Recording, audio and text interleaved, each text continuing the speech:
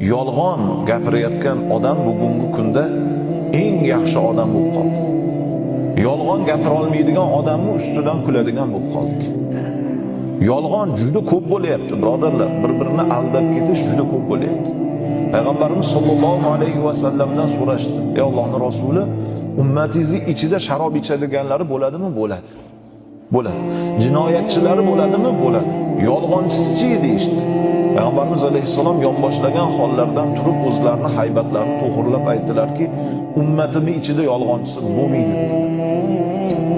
Yevropa, boshqa davlatlarni ko'ringlar-da, nima uchun taraqqiy topyapti? Nima uchun rivojlanyapti? Jamiyatida birodarlar, yolg'on yo'q. Birovning haqqini urib qolish yo'q. Shuning uchun Alloh taolo dunyosiga baraka beryapti.